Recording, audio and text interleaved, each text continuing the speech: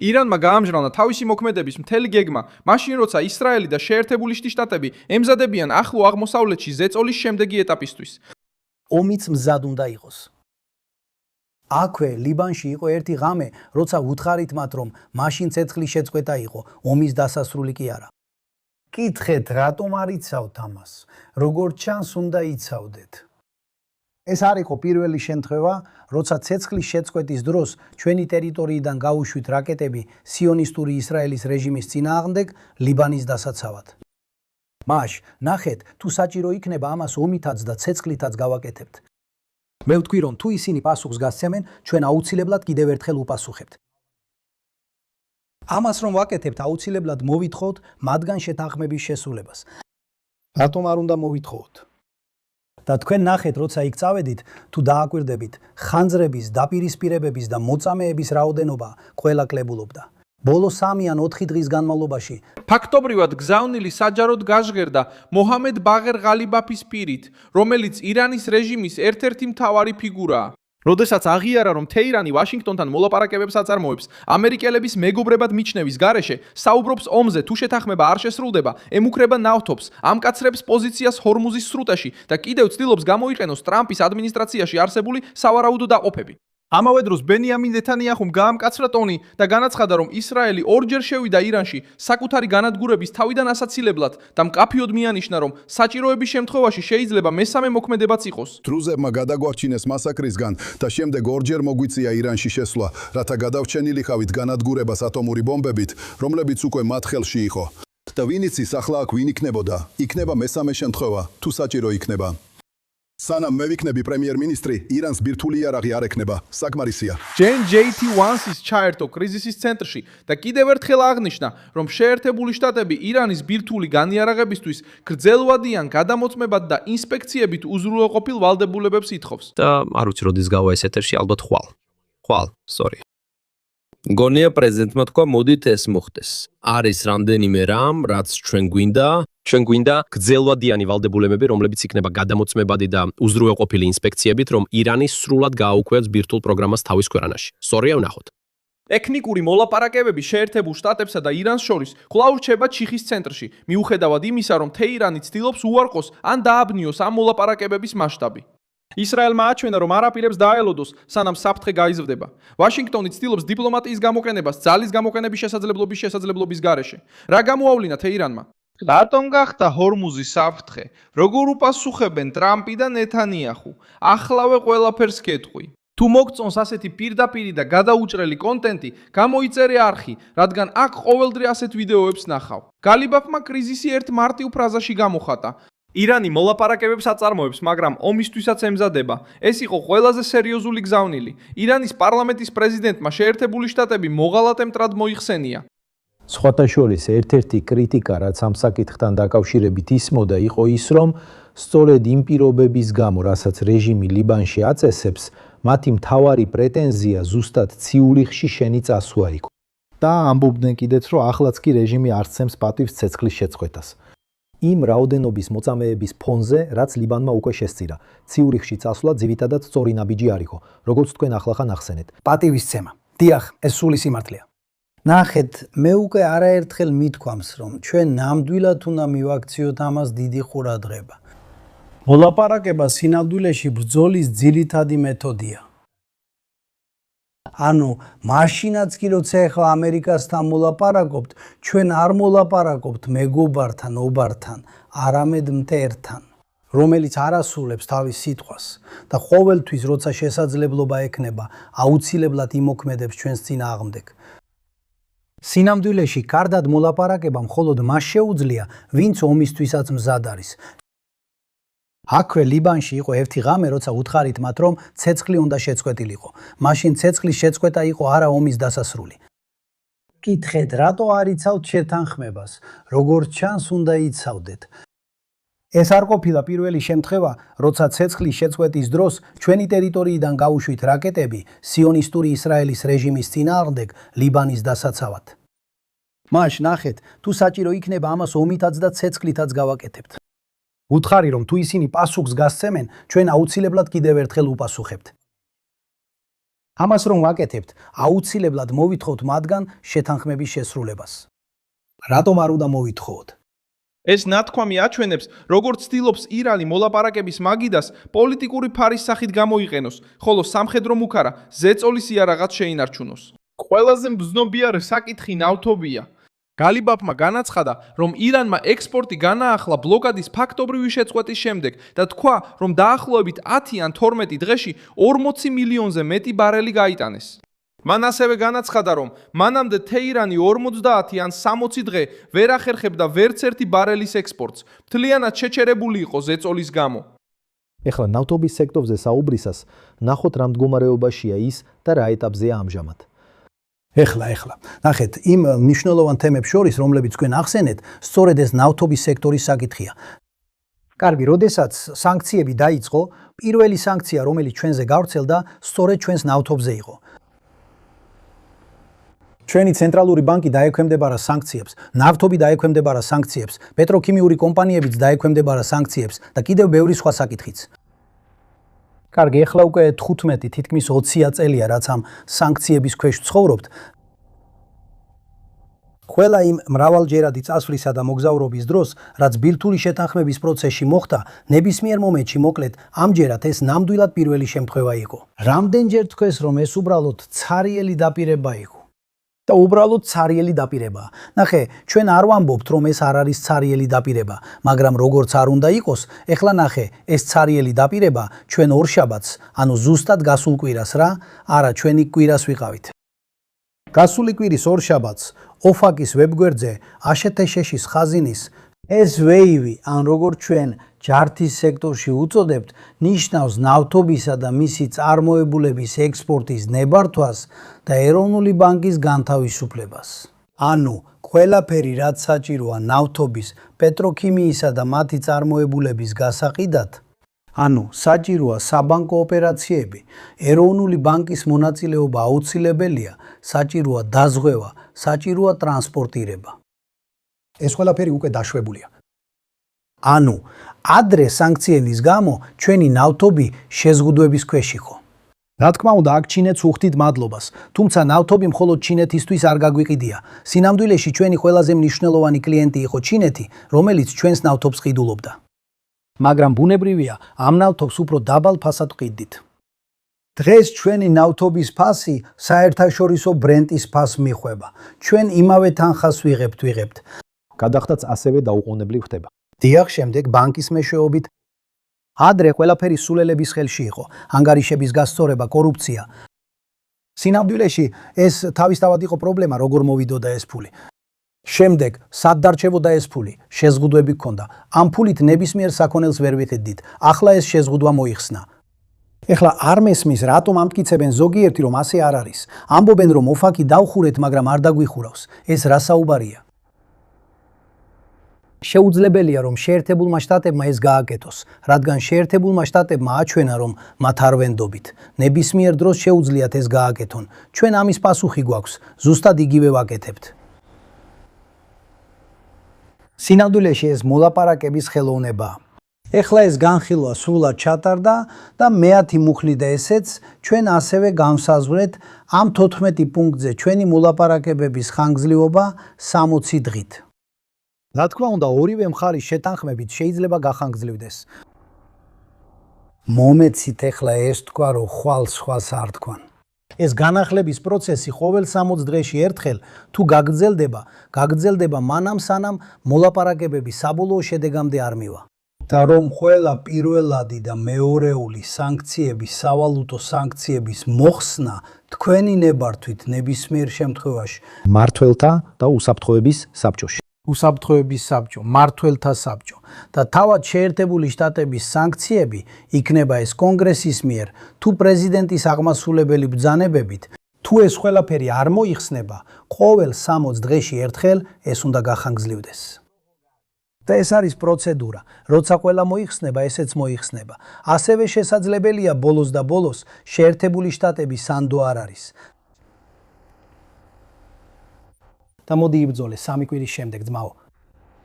მეც ეს დავტვიდე. მოიტრიალე, რომ ჩვენც მოვიტრიალოთ. თუ ბრძოლაა, ვიბრძოლებთ. თუ გინდათ რომ ნავთობი წაგვართვათ, აქ არავინ ისარგებლებს ნავთობით. როცა საქმე იქამდე მივა, რომ სპარსეთის ყურიდან ნავთობის ექსპორტი არ უნდა განვახორციელოთ და შეერთებული შტატები ზეწოლას ცდილობს, ჩვენ არ დაუშვებთ, რომ მათ და მათ მოკავშირეებს ნავთობი წაიღონ, მაშინ როცა ჩვენ ვერ გაგვაქვს. ჩვენ ეს იქ ძალიან კარგად გვესმის. ეს განცხადება აჩვენებს, რატომ არის რეჟიმი ასეთი აგრესიული. ირანის ეკონომიკას სჭირდებოდა ამოსუნთქვა და ახლა ცდილობს თითოეული გაყიდული ბარელი პოლიტიკურ გამარჯვებად აქციოს. განხილვადი შეთანხმება ითვალისწინებს 60 დღიან ფანჯარას კომერციული გემების თავისუფალი გადაადგილებისთვის, მაგრამ საბოლოოდ არც ხვეთს, ვინ გააკონტროლებს მარშრუტის მომავალ პირობებს. ბოლო დროის რეპორტაჟები მიუთითებს, რომ ამერიკელი მოლაპარაკეები განიხილავდნენ მექანიზმებს ჰორმუზის სრუტის ღიად შესანარჩუნებლად. მაშინ, როცა ირანი დაჟინებით ცდილობს რეგიონის სტრატეგიული ზეწოლის ინსტრუმენტად გამოიყენოს. აქ ჩანს ღალიბაფის განცხადების არსი. ირანის გეგმაა გატიდოს ნავთობი, მოიპოვოს დრო, ჰორმუზის სრუტე მუდმივი საფრთხის ქვეშ დატოვოს და სცადოს სარგებლის მიღება მანამ, სანამ ზეწოლა კვლავ დაიწყება. როდესაც ის ამბობს, რომ ირანი არ დათმობს თავისუფლებებს სრუტეში, ის გზავნის ბაზარს, ვაშინგტონს, ისრაელს და სპარსეთის ყურის ქვეყნებს. ჯეიდი ვენსმა სხვა ხაზზე უპასუხა. ამერიკის ვიცე-პრეზიდენტმა განაცხადა, რომ ტექნიკური მოლაპარაკებები მიმდინარეობს, მაშინაც კი როცა ირანი საჯაროდ უარყოფს სამშვიდობო საუბრებს. მისი თქმით, ეს უარყოფა წარმოადგენს რიტორიკულ ტაქტიკას, რომელსაც თეირანი იყენებს პოლიტიკური გარემოს დასაბნევად. ვენსის პოზიცია ეხმარება ვაშინგტონის სტრატეგიის გაგებაში. შეინარჩუნოს ტექნიკური კონტაქტი, მოითხოვოს გადამოწმებადი ვალდებულებები და მკაფიოდ აჩვენოს, რომ არანაირი სარგებელი არ მიეცემა ირანის რეჟიმს, თუ ის არ შეცვლის თავის ქცევას. ვენსის ყველაზე მძიმე ფრაზა იყო მაშინ, როცა მან თქვა, რომ ტრამპი მზად არის გამოიყენოს სამხედრო ძალა, მაგრამ მხოლოდ იმ შემთხვევაში, თუ ეს ემსახურება კონკრეტულ მიზანს. სრულად, ისინი პოლიტიკურ დებატში აგებდნენ იმის გამო, რაც სოფლიო ენერგეტიკულ ბაზრებზე ხდებოდა. დიახ. მას რა გააკეთა შეერთებული შტატების პრეზიდენტმა? ის პასუხობს კრიტიკოსებს, რომლებიც მეტი დაბომბვისკენ მოუწოდებენ, ხო ასეა? დიახ, მათი მიდგომა უბრალოდ ბომბების ხრა და ისინი ვერ ახერხებენ ახსნან რამ ბიზნესთვის. და რას გააკეთებს პრეზიდენტი? არაფერს. ის არაფერს გააკეთებს.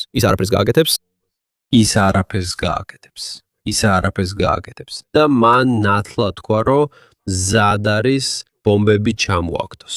ბომბები, მაგრამ მხოლოდ იმ შემთხვევაში, თუ ეს მიზანს მოემსახურება. ასე რომ, ეხლა ის უბრალოდ დიდ ზეწოლას იტანს.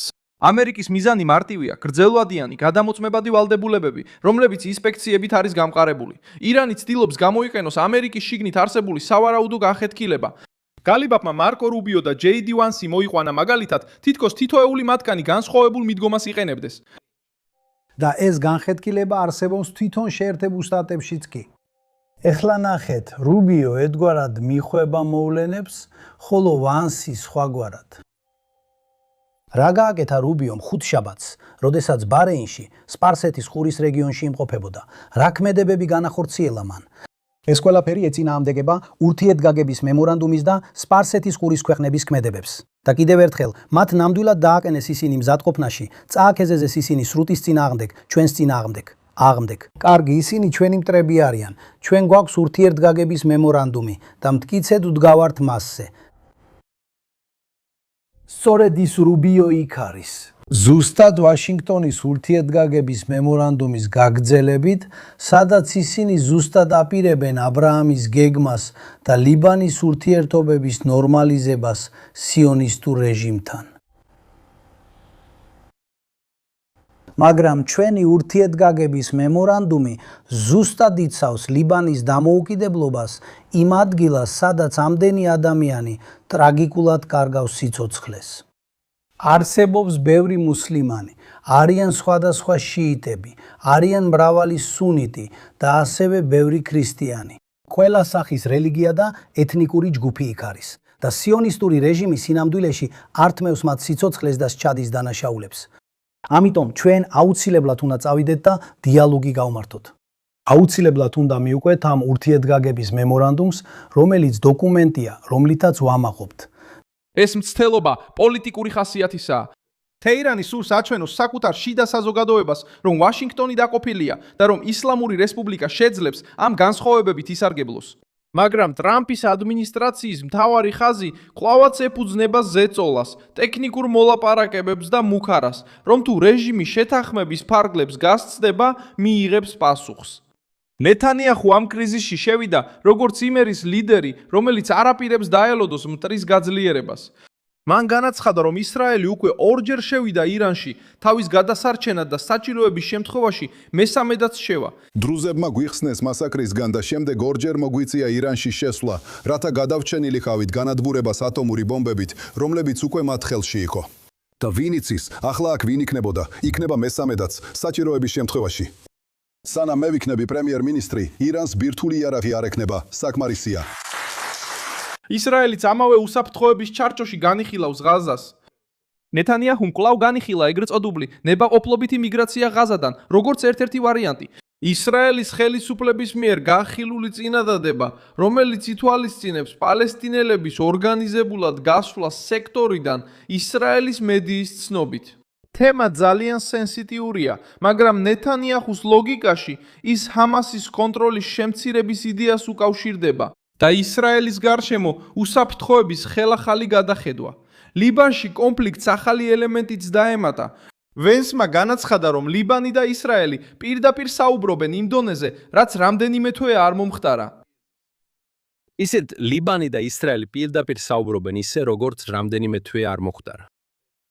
ორივე გარკვეულწილად ფართოდ შეთანხმებულია და იცით, შეიძლება ითქვას, რომ ორივე შემთხვევაში თუ დააკავშირებთ ლიბანსა და ისრაელს შორის სამშვიდობო შეთანხმებას და მემორანდუმს, რომელიც შეერთებულ შტატებსა და ირანს შორის გაფორმდა, ორივე დოკუმენტი ძირითადად ამბობს, რომ ლიბანის ტერიტორიული მთლიანობა იქნება დაცული. ხომასია. ასე რომ სიტუაცია ნამდვილად შეიცვალა. ფიქრობ, კითხვა ისაა, არის თუ არა ეს ცვლილება მდგრადი? და მე ამერიკული ხედვა ასეთია, ნებისმიერი შეთანხმება, რომელიც ლიბანსა და ისრაელს ეხება, უნდა იყოს განხილული ვაშინგტონსა და თეირანს შორის უფრო ფართო შეთანხმების კონტექსტში. რადგან ჰეზბოლა კვლავ რჩება ირანის განშტოებად, რომელიც ისრაელის ჩრდილოეთ საზღვარზე ზეწოლას ახდენს. ლიბანის გარშემო არსებული შეთანხმება ჯერ კიდევ მყიფეა. ბოლოდროინდელი რეპორტაჟები მიუთითებს, რომ ლიბანის მთავრობამ მიიღო გადაწყვეტილება მობილიზებული ოჯარების სამხრეთ საზღვარზე ისრაელთან ურთიერთგაგების ფარგლებში. იმ დროს, როდესაც ისრაელის მთავარი მოთხოვნა კვლავ ჰეზბოლას განიარაღებაა, ვიდრე უფრო ფართო გამოყვანა განხორციელდება. სწორედ ამიტომ გალიბაფმა დაიჩივლა, რომ ლიბანის არმიას მისი თქმით სიონისტური რეჟიმი მის სამსახურში აყენებდნენ. ჰამასთან ერთად ეხლა 48 საათის წინ 4 ან 5 მოლაპარაკების რაუნდის შემდეგ ლიბანსა და სიონისტურ რეჟიმს შორის ვაშინგტონში მათ იკისაუბრეს. იქაც მივიდნენ 14 პუნქტიან შეთანხმებამდე. ეხლა ლიბანის ხალხი ამ შეთანხმებას არ იღებს. ეს ეწინააღმდეგება ლიბანის კონსტიტუციას. სინამდვილეში გარკვეულწილად ისრაელი ოფიციალურად ბრუნდება. ისევ ბრუნდება ლიბანში. და ეხლა უკვე ლიბანის არმიაც კი სიონისტური რეჟიმის სამსახურში აყენებენ, რათა სიონისტური რეჟიმის უსაფრთხოება უზრუნველყონ. ესაა ეხლა შეთანხმება. მაგრამ ირანისა და შეერთებულ შტატებს შორის შეთანხმება ის არის, რომ სინამდვილეში ეს თავად ლიბანმა გააკეთოს. კარგი, ჩვენ ბრძოლაში ვართ სიონისტურ რეჟიმთან. ეს განცხადება აჩვენებს ირანის უკმაყოფილებას ნებისმიერი გადანაწილებით, რომელიც ჰეზბოლას ისრაელზე ზეწოლის თავისუფლებას წაართვლებას ნართმევს. თეირანისთვის ლიბანში პოზიციების დაკარგვა ნიშნავს სტრატეგიული რგოლის დაკარგვას.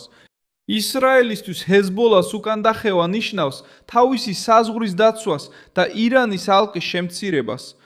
ვენსის საუბარი ჩინეთზე და ხელოვნურ ინტელექტზე ასევე ჯდება ამ უფრო ფართო გარემოში. მან განაცხადა, რომ სი ძინპინის შიდა წრის ნაწილი ცდილობს ხელოვნური ინტელექტის რბოლის დაპყრობას, ხოლო მეორე ნაწილი ამ გამარჯვების შედეგების ეშინია.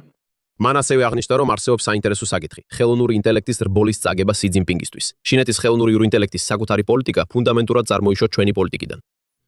და მე არ გულისხმობ მხოლოდ იმას, რომ ისინი ამერიკულ მოდელებს აკოპირებენ, ეს მხოლოდ ნაწილია.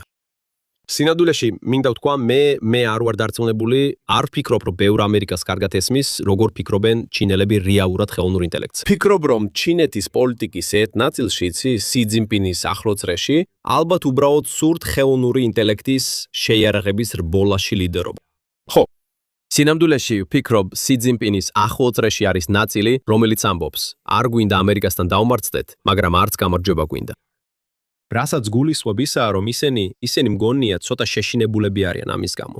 კავშირი ირანთან ძალაუფლების ხედვაშია. ვაშინგტონი მსოფლიო დაპირისპირებას აღიქვამს როგორც ტექნოლოგიის, ენერგიის, სამხედრო ძალისა და პოლიტიკური გავლენის კომბინაციას ციას.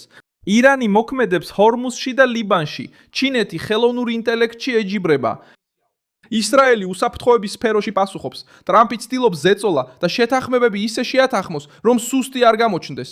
გალიბაფმა კიდევ სცადა ტრამპის განცხადების გაბათილება ირანისთვის გათავისუფლებულ თანხებთან დაკავშირებით. როდესაც მას კითხეს იმ ვერსიაზე, რომ ეს რესურსები მხოლოდ ამერიკელი ფერმერებისგან მარცვლეულის შესაძენად შეიძლებოდა გამოყენებულიყო, მან უპასუხა, რომ ეს სრულიად არაზუსტია. ბოლო დროს განიხილებოდა, შეზღუდა თუ არა ამერიკის პრეზიდენტმა ეს თანხა მხოლოდ ამერიკელი ფერმერებისგან მარცვლეულის შესაძენად. ეს ასეა, ბატონო ექიმო. აბსოლუტურად არაფერი. დაპირისპირება კიდევ ერთ სენსიტიურ საკითხს აჩვენებს. ვაშინგტონი ყიდის იდეას რესურსებზე კონტროლის შესახებ, მაშინ როცა თეირანი ცდილობს თავის საზოგადოებას უთხრას, რომ მან არ მიიღო ამერიკული მეურვეობა. პრობლემა ირანისთვის ის არის, რომ ყოველი ახსნა კიდევ ერთ ბზარს ხსნის. ირანი ცდილობს თითოეული მიმართულება გაცვლის, საგნად გამოიყენოს. ისრაელი ცდილობს თითოეული მუქარა გაანეიტრალოს მანამდე, სანამ ის უფრო დიდ თავდასხმად გადაიქცევა. თუ მე შენ გეტყოდი ზუსტად იმ საბედისე რომ 7 ოქტომბერს, რომ დღეს ვიქნებოდით ისეთ სიტუაციაში, სადაც გავანეიტრალებდით დეიბს, სინვარს, ჰანიეს და ნასრალას, ასევე პრაქტიკულად მთელ ჰეზბოლას ხელმძღვანელობას და მის სარაკეტო არსენალის დიდ ნაწილს. რომ ვაკონტროლებთ თითქმის 70% ღაზას ტერიტორიისას, რომ გვაქვს უსაფრთხოების ზონები ლიბანში, უსაფრთხოების ზონები სირიაში და რა თქმა უნდა უსაფრთხოების ზონა ღაზაში, რომ გავარღვიეთ შიშის ბარიერი. უკანასკნელი 47 წლის განმავლობაში არავის გაუბედავს ირანის სამხედრო თავდასხმა. და ჩვენ არა მხოლოდ ეს გავაკეთეთ, არამედ ორჯერ დავარფრით მათ. შენ მოვიშორეთ პირდაპირი ეგზისტენციალური საფრთხერის საფრთხე, მეტი გინდა. არა, მინდა ვიცოდე, დასრულდა თუ არა, დარჩა თუ არა ეს უკან. ნახე, არასოდეს. რომ გავაგრძელოთ. არასოდეს ეს და გამარჯვება. სრულიად რჩება მიზნად. ერთ რამეს გეტყვი, ეს არასოდეს მთავრდება. გინდა ახლო აღმოსავლეთში და მსოფლიოში იცხოვრო, ძალიან ძლიერი უნდა იყო. ჩვენ ძალიან ძლიერები ვართ. ისრაელი უფრო ძლიერია ვიდრე ოდესმე და ჩვენ ვაშორებთ, ვთრგუნავთ ამ საფრთხეებს. ჩვენ ისინი ძალიან დავასუსტეთ. ჩვენ კიდევ გვაქვს სამუშაო, მაგრამ გეუბნები. ირანული ღერძის ნარჩენებთან გამკლავება, შესაძლებლობების გამოყენება. ტექნიკური მოლაპარაკებების წინსვლა სიფრთხილეს არ ამცირებს. პირიქით, ეს კიდევ უფრო ზრდის სიცხადის მოთხოვნას. თუ ის შეეცდება შეთანხმების გამოყენებას ძალების გადასაჯგუფებლად, ისრაელმა უკვე გააფრთხილა, რომ უქმად არ დარჩება. ვაშინგტონი ცდილობს გაამახვილოს ყურადღება, რომ შედეგის გარეშე დიპლომატია არ იქნება კარტ ბლანში. დიდი მადლობა, რომ ეს ვიდეო ბოლომდე ნახეთ. ხარი დაუჭირეთ ჩვენს პროექტს და ფინანსურად შეიტანეთ წვლილი ეკრანზე ნაჩვენები ფიქსის გასაღებით. ჩვენ ვართ დამოუკიდებელი არხი, რომელიც მიზნად ისახავს თქვენთვის სიმართლის მიწოდებას. თქვენი წვლილი გვეხმარება საქმიანობის გაგრძელებაში.